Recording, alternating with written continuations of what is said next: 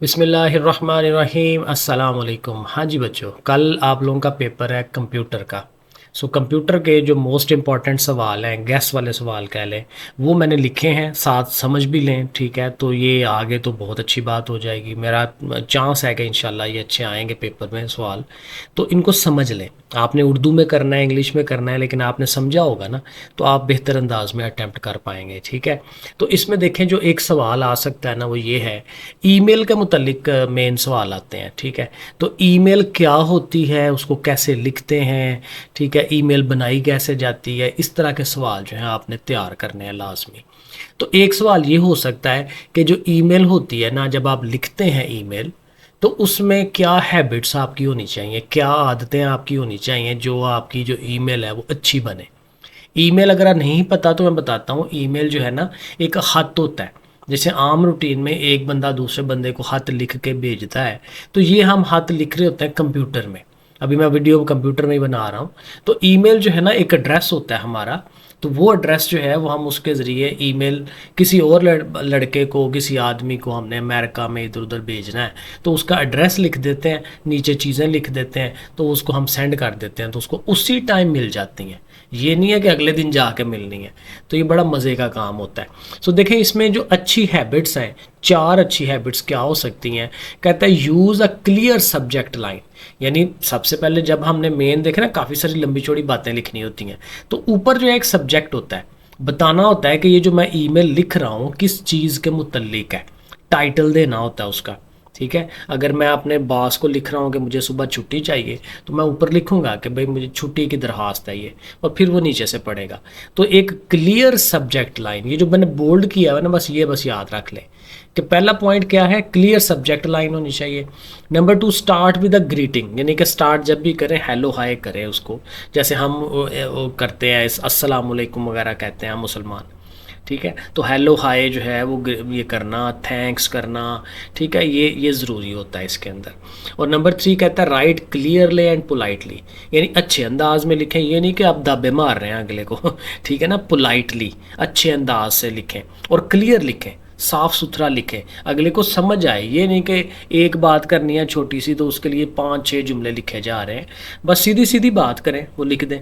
और एंड पे ये है कि and with a closing and your name. और जैसे आम दरखास्त में हत में होता है कि एंड पे जो है वो क्लोजिंग होती है, बताया जाता है कि मैं आपका जी भतीजा हूँ, भांजा हूँ, ठीक है, बेस्ट रिगार्ड्स, थैंक यू, और अपना नाम जो है वो ज़रूर उसके नीचे लिखा जाता है। तो ये 4 पॉइंट्स होने चाहिए एक अच्छी ईमेल के अंदर, ठीक हो गया।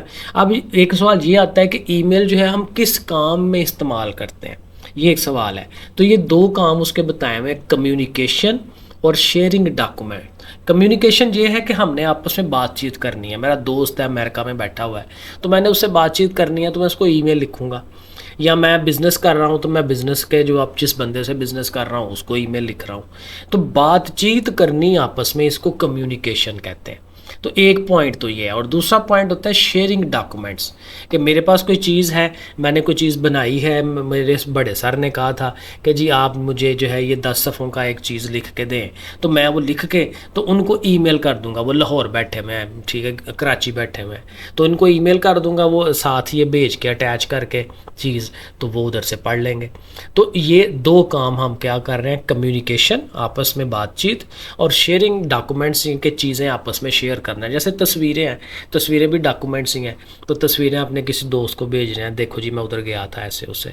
तो ये 2 पॉइंट्स आपने ईमेल के इस्तेमाल जो है वो याद रखना है। अब जीमेल जो है ना, अब ईमेल के अंदर जो एक ये गूगल वालों का जीमेल होता है, इधर से हम ईमेल अपनी बनाते हैं। तो जीमेल चूँकि बहुत ज़्यादा पॉपुलर है, तो इस पर सवाल आ जाता है कि जीमेल आप बनाएंगे कैसे, क्रिएट कैसे करेंगे। तो उसके स्टेप्स देखें लिखे हुए हैं। सबसे पहले आपने क्या करना है, कंप्यूटर खोलना है, और उसकी जो जीमेल की वेबसाइट है, देखें मैंने नंबर 1 पॉइंट लिखा हुआ, गो टू जीमेल वेबसाइट, उसकी वेबसाइट पे चले जाएं। अब वहाँ पे क्या होगा, वहाँ पे फिर आपने क्या करना है, क्रिएट अकाउंट लिखा होता है, उसको आपने क्लिक कर देना है। जीमेल वेबसाइट की अकाउंट खोलें, उसका पेज खोलेंगे, वेबसाइट खोलेंगे उसकी, उसके आगे लिखा होगा क्रिएट अकाउंट, उसको आपने क्लिक कर देना है। फिर उसके बाद ज़ाहिर है वो ऑप्शन पूछता है कि अपने लिए बनानी है या किसी और के लिए, तो अपने लिए माई सेल्फ वो आप क्लिक कर लें। फिर आगे इन्फॉर्मेशन आएगी, आपका नाम पूछेगा, आपका शनाख्ती कार्ड नंबर पूछेगा, वल्दियत पूछेगा, वो हमें उसकी डिटेल्स जो हैं वो फिल करनी होती हैं। ठीक है, फिल इन योर डिटेल्स, नाम, फर्स्ट नेम, लास्ट नेम, उसके बॉक्स बने होते हैं हर एक के अंदर। ठीक है, और क्या आप ईमेल का क्या एड्रेस बनाना चाह रहे हैं वो लिखने होता है उसके अंदर। फिर एंटर योर बर्थडे, बर्थडे आपकी किस दिन बनती है वो लिखें अपना, आप मेल हैं फीमेल हैं वो लिखें। उसके बाद फ़ोन नंबर जो है वो भी उसके मांगता है, फ़ोन नंबर अपना दें, पापा का दें। एग्री टू, उसके बाद ना कुछ वो चीज़ें आती हैं कि भाई आप एग्री करते हैं कि ये सही है, उसको आपने आई एग्री जो है उसको क्लिक कर देना है। और उसके बाद वो कई दफ़ा गूगल वाले जो हैं आपको एक पासवर्ड भेजते हैं और कोड भेजते हैं, तो उस कोड को आपने लगाना होता है, तो आपका अकाउंट सही हो जाता है, वेरीफाई हो जाता है। तो ये 7 स्टेप हैं, ये स्टेप जो है आप गौर से देख लें। ठीक है जी, तो ये इस तरह से आपने अकाउंट बनाया जाता है जीमेल का। उसके बाद ये एक सवाल आ सकता है कि ये जो MS वर्ड हमारा है सॉफ्टवेयर है ना, उसमें किसी चीज़ को कॉपी करना है तो वो कैसे करते हैं। तो कॉपी करने के लिए ये है, सबसे पहले तो आपने डॉक्यूमेंट को ओपन करना है। जैसे मैंने ये डॉक्यूमेंट आपने सामने बनाया हुआ है, ये डॉक्यूमेंट है MS वर्ड के अंदर ही मैं आपको ये बना के दिखा रहा हूँ। ये ऊपर लिखा हुआ है 7th कंप्यूटर, देखें ये वर्ड लिखा हुआ, तो ये MS वर्ड के अंदर ही काम मैं कर रहा हूँ।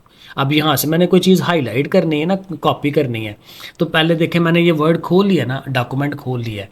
अब कहता है नंबर 2 सिलेक्ट द टेक्स्ट, जिस चीज़ को कॉपी करना है उसे सिलेक्ट कर ले। ये देखें मैं करने लगा हूँ सिलेक्ट, ये देखें हाईलाइट होती जाती है। अब मैंने इतनी चीज़ करनी है तो इसको मैंने सिलेक्ट कर लिया। ठीक है, तो ये सिलेक्ट हो जाती है। ठीक है, माउस ये लेफ़्ट राइट माउस को दबा के। ठीक है, अब उसके बाद कॉपी, अब इसके ऊपर मैं क्लिक करूँगा ना राइट, तो देखें ये ऑप्शन आ जाएगा, इसको कॉपी करना है आपने। ठीक है, तो मैं कॉपी को क्लिक कर दूँगा, तो कॉपी क्लिक कर ली जाती है। ठीक है, कॉपी द टेक्स्ट, और उसके बाद फिर जहाँ इसको पेस्ट करना है, अब मैं आपके सामने देखें इसको कॉपी करता हूँ और इसको एंड पे ले जा के ना, ठीक है, जहाँ पे जगह बनी हुई है, ले जी यहाँ पे है, तो यहाँ पे मैं इसको पेस्ट को दबा दूँगा। तो ये देखें पेस्ट को दबाऊंगा, वो सारा जितना मैंने सिलेक्ट किया था वो इधर आ गया। तो खैर मुझे नहीं चाहिए, मैं इसको ख़त्म कर देता हूँ। तो ये इस तरह से करके हम इनको बना लेते हैं। ठीक है, तो ये आपने इसको, ये किधर गया, ये था। ठीक है, ये सवाल था कि ओपन द डॉक्यूमेंट पहले करना है, फिर नंबर 2 पे सिलेक्ट करना है टेक्स्ट को, नंबर 3 पे उसको कॉपी करना है, और नंबर 4 पे आपने उसको पेस्ट कर देना होता है। तो ये 4 स्टेप होते हैं MS वर्ड के अंदर किसी चीज़ को करने के।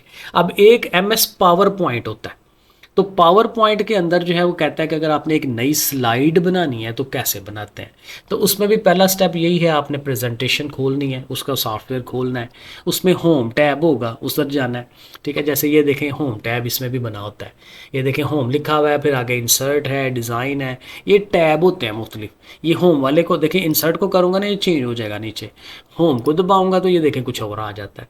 तो होम टैब के अंदर ना इधर बना होता है वो इस जगह पे न्यू स्लाइड का, तो click on the new slide, फिर वहाँ पे क्लिक करें। ठीक है, स्लाइड का लेआउट, फिर वो बाज़ का पूछता है किस तरह की स्लाइड बनानी है, उसको क्लिक कर दें। ठीक है, क्लिक करते जाना है और फिर नई स्लाइड जो है वो आ जाएगी। तो मेन काम क्या हुआ, आपने उसके सॉफ्टवेयर को खोलना है, होम टैब पे जाना है, होम टैब पे जाके न्यू स्लाइड को क्लिक करना है, न्यू स्लाइड के बाद उस स्लाइड की शक्ल पूछेगा, उसको क्लिक करना है, स्लाइड आ गई। ठीक है, तो ये स्टेप्स ज़रा जेन में आप रख लीजिएगा कि पावर पॉइंट में हम नई स्लाइड कैसे बनाते हैं। फिर ये बाज़ का जब हम ये सारा लिख रहे होते हैं ना, लिख लिया जैसे ये सारा, तो मैंने इसको सेव करना है। ठीक है, कि ख़राब ना हो, ज़ाया ना हो, तो उसके लिए 2 ऑप्शन होते हैं, एक सेव होता है, एक सेव एज़ होता है। सेव ये है कि मैं ये बनाया हुआ ना, तो इसमें कुछ चेंज करूँगा ना मैं, और उसको दोबारा सेव का, ये देखें यहाँ पे मैं आपको दिखाता हूँ, ये फाइल, और यहाँ पे देखें ये सेव का बटन बना हुआ है। अब सेव को खाली दबाऊंगा ना तो वो वहीं पे उसी जगह पे वो सेव हो गया, जहाँ पे पहले ही फाइल पड़ी हुई थी, उसमें नया कुछ नहीं हुआ, जो पहले से बनाई हुई है फाइल वहीं पे वो चीज़ सेव हो गई। लेकिन जो सेव एज होता है वो समझे ये होता है कि आपने पहले एक चीज़ बनाई हुई है, उसकी एक किस्म की कॉपी उठा के आप नई जगह पे रखते हैं।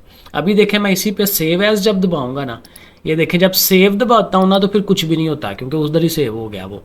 लेकिन जब मैं यहाँ से देखे सेव एज को दबाऊंगा तो मुझे वो ऑप्शन पूछेगा कि भाई कहाँ सेव करनी है। मैं उसको कहूँगा जी डॉक्यूमेंट में सेव कर दो, कहेगा ठीक है। उसके बाद वो पूछेगा इसका नाम क्या रखना है, क्योंकि नई कॉपी बन रही है ना, तो मैं यहाँ पे उसका नाम रखूँगा और फिर सेव के बटन को दबाऊँगा तो उसकी एक कॉपी नई बन जाएगी। ठीक है, तो ये फ़र्क है दोनों में। सेव में क्या करते हैं कि उसी डॉक्यूमेंट के अंदर जो तब्दीली आई उसको आपने सेव कर लिया, और लेकिन जो सेव एज होता है उसमें वो जो डॉक्यूमेंट है उसकी एक नई कॉपी आप नई जगह के अंदर जो है वो सेव कर रहे होते हैं। तो ये इसका फ़र्क है। ठीक है, उसके बाद ये मैं आपको दिखाता हूँ। ये एक नया सवाल है कि HDMI पोर्ट क्या होती है। पोर्ट असल में ये जो पोर्ट लिखा होता है ना, ये कंप्यूटर की पीछे जो ना, अब ये जो मेरे पास सीपीयू पड़ा हुआ है ना जिससे मेरा है जो सारा चल रहा है, तो सीपीयू के पीछे जो है वो जगह बनी होती है, उसके अंदर भी मदरबोर्ड के अंदर भी जगह बनी होती है। तो ये HDMI पोर्ट होती है जिसकी वजह से ना आपका जो कंप्यूटर है ना बड़ी हाई चीज़ दिखाता है, बड़ी बहुत ही क्लियर चीज़ दिखाता है। ठीक है, पुरानी जो तारें होती हैं वो लगाते हैं तो उससे इतना क्लियर नहीं आता, लेकिन ये जो HDMI तार होती है ना वो ज़्यादा क्लियर दिखाती है। तो पोर्ट का मतलब कि जिस जगह वो तार लगती है, HDMI पोर्ट जिस जगह लगती है तार, ठीक है, उसको हम उसकी पोर्ट कहते हैं, जगह कहते हैं। तो ये देखें लिखा हुआ high definition multimedia interface, HDMI का ये मतलब होता है is connected using a transmit both high quality videos. ये कहता है इसीलिए कि आपने हाई क्वालिटी की वीडियो आपने दिखानी है, ऑडियो यानी अच्छी आवाज़ दिखानी है, तो फिर वो आप ये वाली केबल लगाते हैं, ये वाली तार लगाते हैं HDMI वाली। और इस ये देखो लिखा हुआ है कि कंप्यूटरों में इस्तेमाल करते हैं, टीवी में गेम जब खेलनी हो उसमें इस्तेमाल करते हैं, क्योंकि इसका मेन काम ये है कि इसने रिज़ल्ट बड़ा अच्छा दिखाना है, तस्वीर बड़ी अच्छी दिखानी है। अच्छा, उसके बाद एक सवाल ये है right the name of any 4 devices जिसको USB पोर्ट में लगा सकें। USB आपने देखी होगी, तो कंप्यूटर में भी USB लगाने की जगह बनी होती है। कई दफ़ा टीवी जो आजकल आए हैं उनके पीछे USB लगाते हैं हम, तो वो जो जगह जहाँ पे लगाते हैं उसको पोर्ट कहते हैं। तो उस जगह पे कहता है कि क्या क्या चीज़ें आप लगा सकते हैं। तो एक तो उसमें कीबोर्ड हम लगा सकते हैं क्योंकि कीबोर्ड भी USB वाले ही आजकल आते हैं। माउस भी लगाते हैं, माउस भी USB वाले आजकल आए हुए हैं। प्रिंटर भी उसी की जगह लगाया जा सकता है। और अगर हाँ आपके पास हार्ड ड्राइव है, जैसे कि USB होती है उस तरह की हार्ड ड्राइव भी होती है, तो वो भी आप उसके साथ लगा सकते हैं। तो ये 4 नाम आपने याद कर रखने हैं कि USB पोर्ट की जगह पे आप क्या क्या चीज़ें लगा सकते हैं। उसके बाद कहता है कि कीबोर्ड की डेफिनेशन आपको पता होनी चाहिए। कीबोर्ड होता क्या है? तो कीबोर्ड बेसिकली क्या है, ये इनपुट डिवाइस है। माउस भी इनपुट डिवाइस है। क्यों इनपुट है? क्योंकि इनकी वजह से हम कंप्यूटर के अंदर चीज़ें भेजते हैं। ठीक है, तो कीबोर्ड हम क्या कहेंगे, इनपुट डिवाइस है जिसकी मदद से कंप्यूटर के अंदर हम कोई लिखने वाली चीज़, कोई नंबर्स, कोई कमांड्स, वो उसके अंदर हम भेजते हैं कीज़ को दबा के। ठीक है, इस तरह से। और इसकी 2 तरह की कीज़ होती हैं, अल्फ़ाबेट कीज़ और फंक्शन कीज़। अल्फ़ाबेट जब A से लेके Z तक जो ABCD वगैरह लिखी हुई है वो अल्फ़ाबेट है, और फंक्शन की जहाँ पे F1 F2 F3 वगैरह कीबोर्ड पे लिखा होता है वो सारा उसको फंक्शन कीज़ कहते हैं। अच्छा, उसके बाद एक सवाल ये आ सकता है ईमेल एड्रेस होता क्या है? तो मैंने थोड़ा सा बताया था, देखें उसकी एग्जांपल भी नीचे लिखी हुई है, देखें john123@gmail.com, क्योंकि ये जो ईमेल बनाया हुआ है जीमेल के ऊपर बना हुआ है। जीमेल के अलावा भी कंपनीज हैं, जैसे ये याहू लिखा हुआ है, याहू वाली भी कंपनी होती है, तो उस पर भी आपका नाम पीछे लिखा हुआ है, जैसे यहाँ सारा स्मिथ लिखा हुआ है उसने। ठीक है, मुख्तलिफ नाम होते हैं, तो ये ईमेल एड्रेस होता है। और इसका मकसद क्या होता है?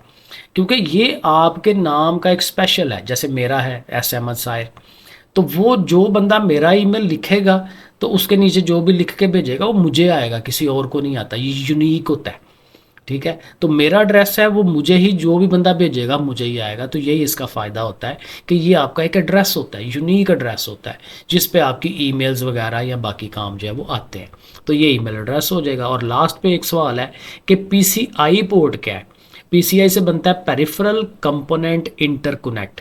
अब ये क्या चीज़ है? Is a type of interface used for connecting peripheral devices to a computer motherboard.